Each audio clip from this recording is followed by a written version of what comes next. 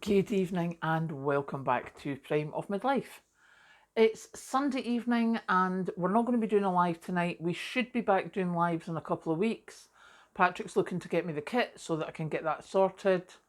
But this evening we are talking education epiphany, how I found something out. Not quite sure what you want to call it, but I was reading The Guardian online, as you do, and it's going to take me a wee while to get into this, but let me just tell you. There was an article about someone called Chris Van Tullochen, who's written a book called Ultra Processed People. And he has a twin brother. And he did research on the ultra processed foods, how it causes obesity or doesn't help with obesity, etc., and what we're getting fed, etc. And the person he was working with on this refused to call this stuff food. He called it an excuse me, industrially processed edible substance. They were like, that's not food. That is an industrially processed edible substance. It's not real food. And when his book came out, there was a lot of pushback. But as he said, the pushback came from academics sponsored by multinational food conglomerates. And I'm like, okay, how does that work? And so obviously there's some professors or academics whose work is paid for by these multinational food conglomerates and they can do the thing. But where I really got why I'm telling you this is, if you've noticed throughout the years, you'll have noticed that there's been a lot of hype of some things. You know, some things are really, really pushed. And then all of a sudden, when the reality doesn't seem to be as good as the hype, it sort of goes quiet. And from what I was seeing over the years, and you're like, so how does this work? And it's all like, take electric cars, for instance. Electric cars have been hyped up and they're this and they're that.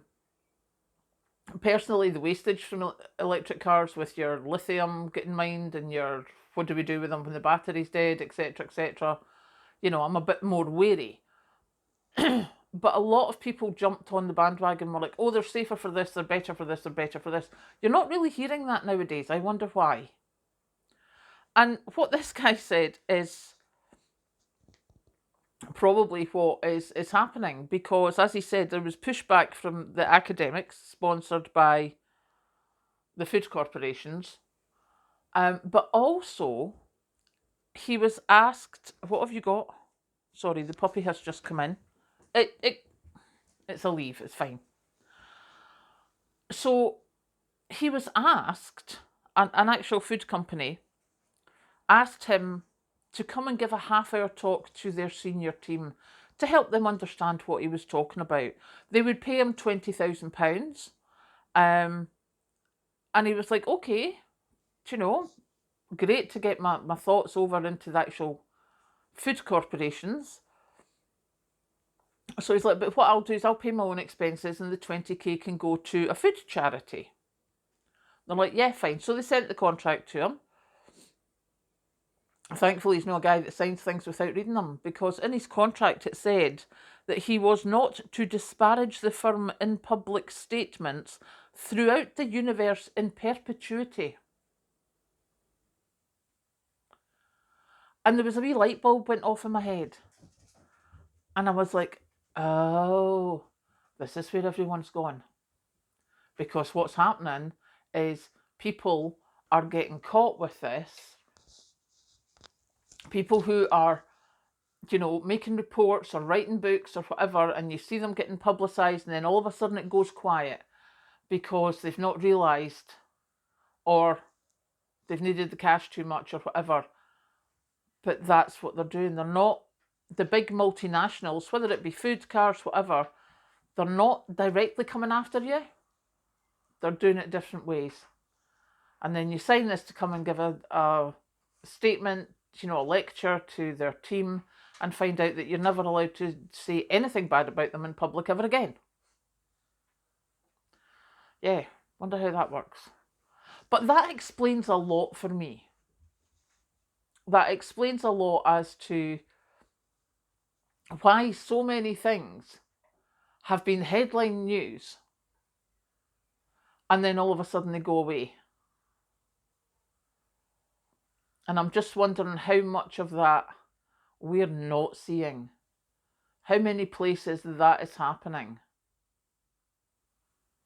But it was like a wee light bulb moment. So I just thought I'd come and tell you all because, not only did this person who wrote a book get disparaged publicly by other people who were getting paid by, or academics who were getting paid by the multinationals, food companies, but also they tried a different tack of, well, come and speak to us, come and tell us how we should be doing it. But if you do, you're never allowed to speak badly about us again, ever, ever, ever, in the universe, in perpetuity. But even having just read the report in The Guardian about what he said in his book, and certainly this industrially processed edible substance, I have never been so glad that I'm actually starting to do my own food. Because, in all honesty, a couple of years ago, well, not so much 2 years ago, 3 years ago now, I was eating a lot of processed food. And I am not eating nearly as much now. So, yeah. Congratulations to anyone who's done that. And now you know what's happened to the people who used to be front and centre. Catch you later.